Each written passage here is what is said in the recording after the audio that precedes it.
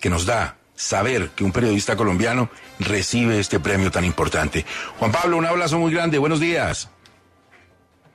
Hola Gustavo, buenos días y muchas gracias por la generosidad de sus palabras y un saludo a todo el equipo de Caracol Radio, a quienes recuerdo con mucho cariño y con mucha admiración.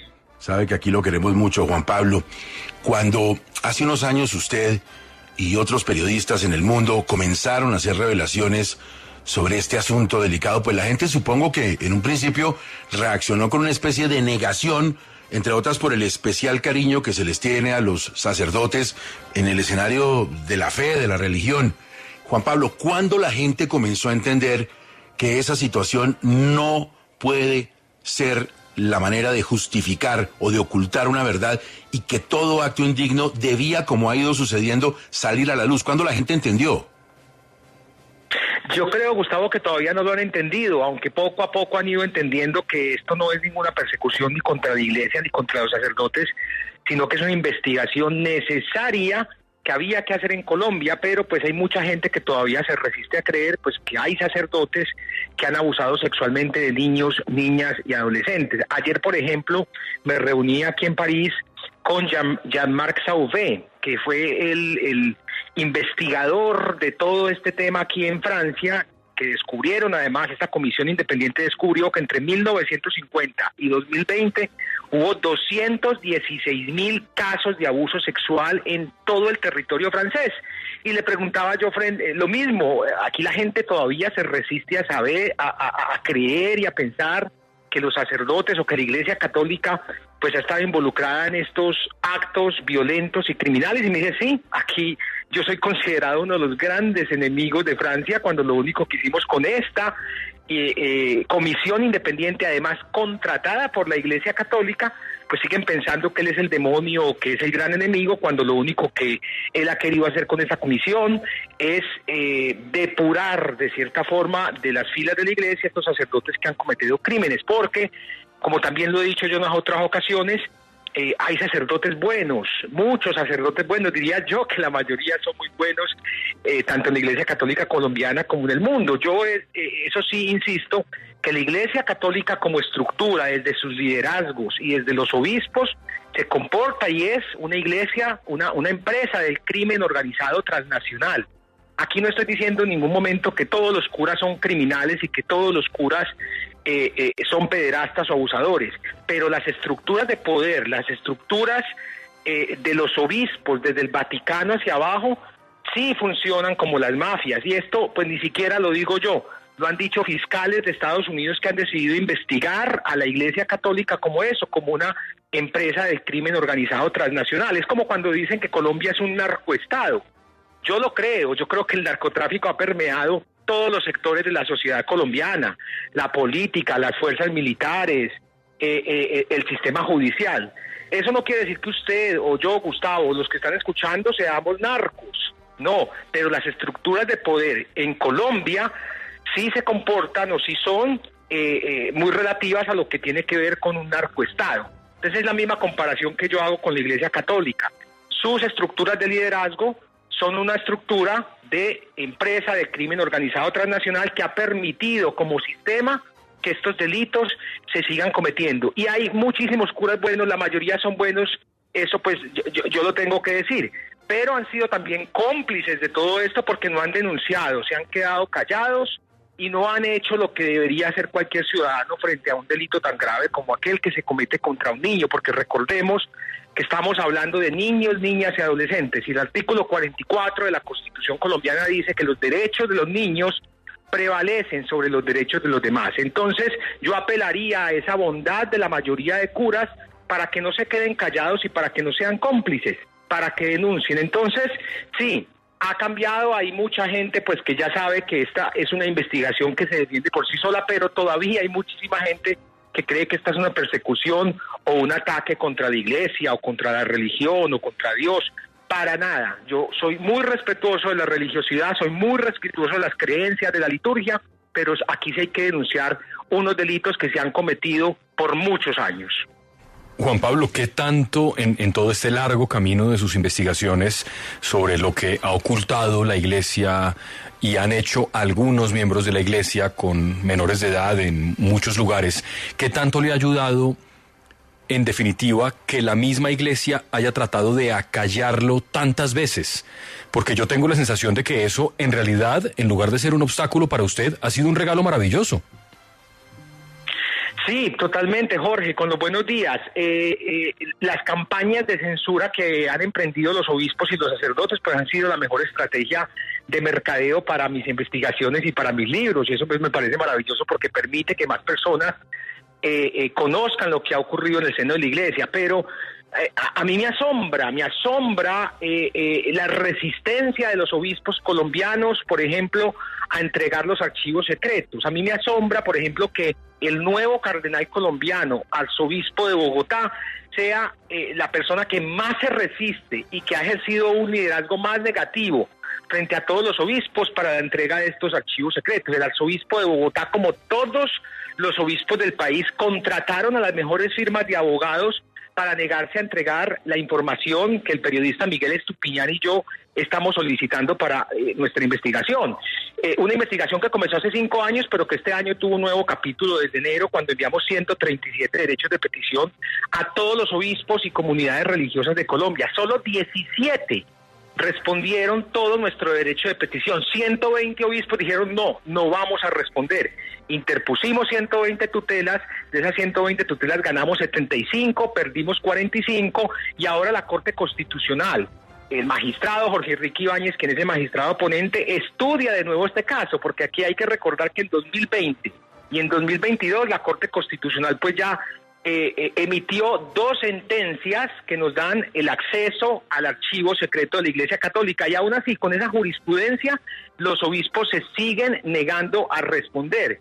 Entonces vamos a ver qué ocurre en la Corte Constitucional. Lo que me han contado es que el lobby de la Iglesia Católica es muy grande. Aquí somos 2 reporteros que además no somos abogados, enfrentados a 120 obispos, cada uno de ellos con sus abogados y con sus firmas de abogados, para acceder a los archivos secretos. Yo espero que tanto el magistrado Jorge Enrique Ibáñez como los otros magistrados de la Corte Constitucional que están estudiando esta sentencia, pues garanticen el derecho fundamental de petición, el derecho fundamental que tenemos los periodistas a hacer preguntas, y sobre todo el derecho fundamental que tenemos a conocer esta información que es de interés público, porque repito, no estamos hablando de una falta o de un pecado. Aquí estamos hablando de delitos que se han cometido contra niños, niñas y adolescentes. Y repito, el artículo 44 de la Constitución colombiana dice que los derechos de los menores prevalecen sobre los otros derechos que tenemos los colombianos. Entonces, es increíble, y no solo el arzobispo de Bogotá. Yo pongo el ejemplo de Monseñor Luis José Rueda Aparicio, porque pues yo esperaba más de él. Yo esperaba que él iba a invitar a todos los obispos a tener una mejor apertura frente a esta investigación, pero es el obispo que más resistencia ha generado frente a esta investigación, que más nos ha maltratado, porque cuando le mandamos este derecho de petición, nos mandó como 50 cajas de papeles en las que no había absolutamente nada, un insulto completo, y además, yo lo que digo es, el arzobispo, el cardenal se está cuidando él mismo, porque descubrimos en esta investigación que el cardenal encubrió a sacerdotes pederastas. En una investigación que Miguel Ángel Estupiñán y yo revelamos hace poco, pues mostramos cómo el cardenal, en toda su trayectoria episcopal, ha encubierto al menos a 9 sacerdotes denunciados por pederastia. Cuando digo que encubrió, es que esos casos se los guardó y no se los informó a la fiscalía, que es lo mínimo que deberían hacer. Aquí ellos quieren decir que con el derecho canónico, con sus tribunales eclesiásticos, están investigando la pederastia. Pero un momentico, ustedes pueden hacer sus investigaciones internas, pero todos estos casos deberían llegar a la Fiscalía General. Y esa no ha sido la situación de la Iglesia Católica. Los siguen escondiendo, siguen destruyendo archivos secretos, entregan poquita información. Entonces vamos a ver qué dice ahora la Corte Constitucional. Pues nos han entregado solo el 13%, y con ese 13% ya tenemos los nombres de 573 sacerdotes denunciados en los últimos 20 años. 20 años, pero ojo, es solo el 13%. En manos de la Corte Constitucional está el otro 87%, por lo que de nuevo hago un llamado al magistrado Jorge Enrique Ibáñez para que nos garantice ese derecho fundamental que tenemos los periodistas a hacer preguntas y a la sociedad a conocer esta información. Estamos hablando con Juan Pablo Barrientos a propósito de su premio de Reporteros Sin Fronteras. Juan Pablo, cuando uno ve, por ejemplo, el caso de los falsos positivos, que fue tan doloroso, que ha sido tan terrible, algunos se han arrepentido. Supongo que buena parte, sinceramente, otros buscando tal vez alguna rebaja de penas o algún beneficio legal. ¿Usted se ha encontrado con alguno de estos victimarios que sinceramente se haya arrepentido? Con ninguno, Gustavo, porque además con todos los sacerdotes con los que he hablado o a los que he confrontado para preguntarles por estas denuncias, pues todos niegan que hayan cometido algún abuso. Solo hubo un sacerdote que en algún momento lo entrevisté, incluso ahí en los estudios de Caracol Radio, el padre Nelson William Montes Lizarazo, que ya no es sacerdote, y con un descaro y con un cinismo, que esa investigación incluso la publicamos aquí, admitió que sí había violado a esta niña y que la había embarazado a esta menor de edad. Es el único. De resto, todos se niegan y todos dicen que esto es una persecución y que ellos no han cometido ningún delito y que ellos no han violado niños. Le pongo el ejemplo del telepredicador antioqueño Carlos Arturo Yepes, el padre Carlos Yepes, muy famoso en Antioquia. 3 hombres denunciaron que fueron víctimas de abuso sexual de Carlos Yepes cuando eran niños. Ya, el Vaticano lo suspendió por 3 años. Hasta que este año la arquidiócesis de Medellín, el arzobispo de Medellín, que es el más célebre encubridor de pederastas en Colombia, lo absolvió a través del Tribunal Eclesiástico de Medellín. Y Carlos Yepes sale a decir, después de una exhaustiva investigación, he sido absuelto. ¿Ha sido absuelto por quién? Por la Iglesia Católica, por la arquidiócesis de Medellín. Ha sido absuelto por el más célebre encubridor de pederastas. Aquí no es una absolución de la Corte Suprema de Justicia de Colombia, o no es la absolución de un juez de la República. Aquí es la absolución de un señor muy cuestionado por haber encubierto cientos de casos de sacerdotes denunciados por abuso sexual contra niños, niñas y adolescentes. Y la gente sale entonces a exigirme a mí, oiga, rectifique porque ya el padre Carlos Yepes fue absuelto.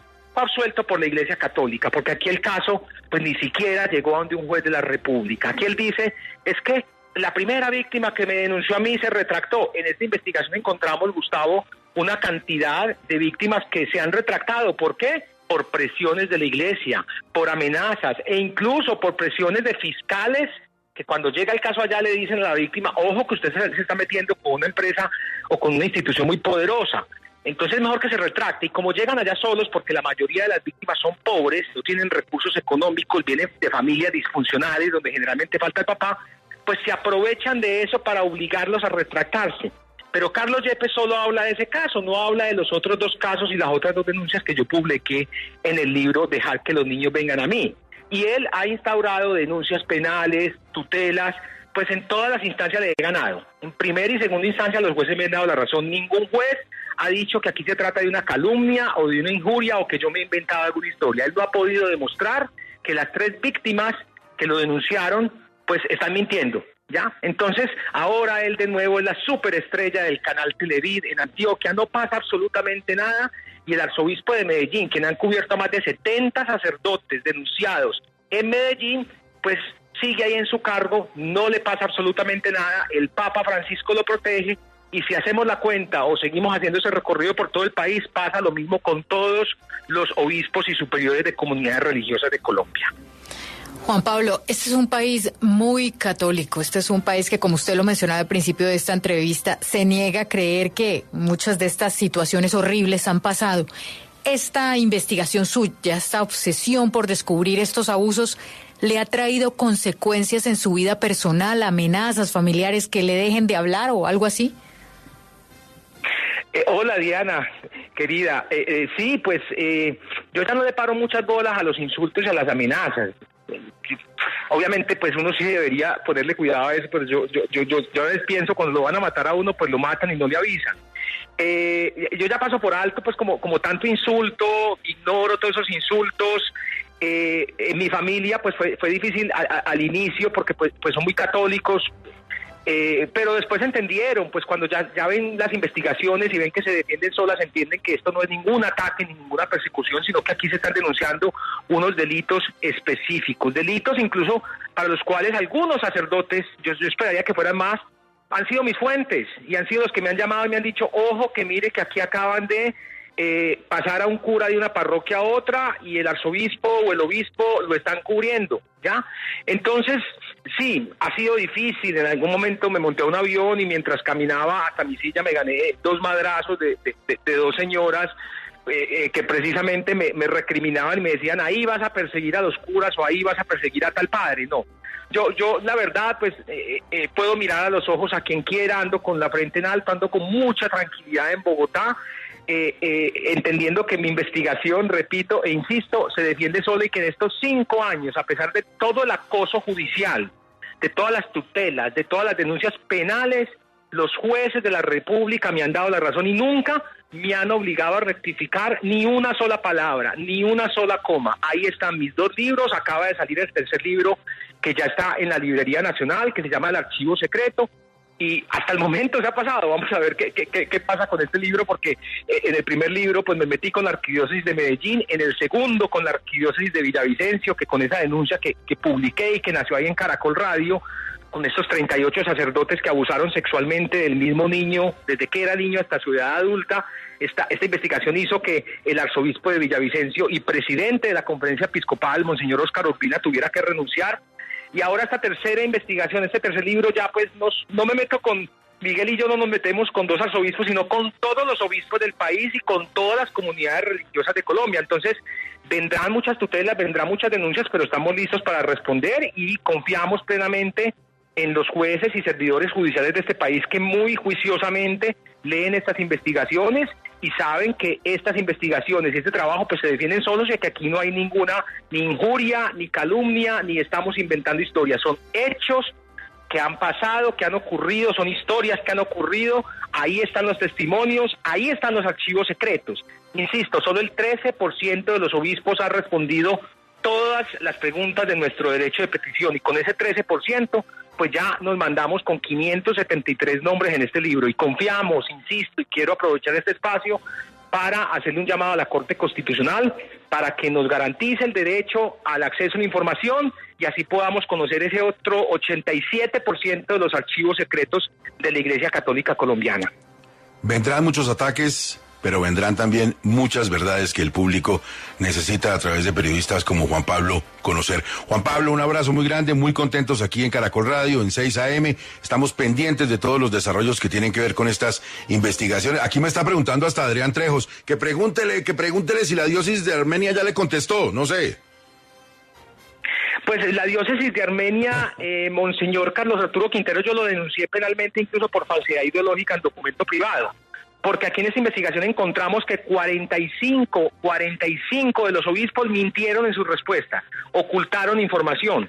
Entonces lo que viene es que pues Miguel y yo también vamos a denunciar a estos obispos porque han cometido delitos, el delito de falsedad ideológica en documento privado. Esto es consignar información falsa en respuestas a derechos de petición. Y esto pues no lo pueden hacer y esto, repito, insisto, es un delito. Entonces, en este libro pues revelamos 13 casos de la diócesis de Armenia, revelamos 24 casos, vamos a revelar 24 casos de la arquidiócesis de Manizales, que Monseñor José Miguel Gómez, el arzobispo de Manizales, no pierde oportunidad para echarnos indirectas y madrazos en todas sus homilías, diciendo que esta es una gran persecución y que esto es una gran torpeza, como lo dijo en algún momento, la publicación de esta investigación que revela que tanto él como todos sus colegas han encubierto a sacerdotes denunciados por abuso sexual y pederastia.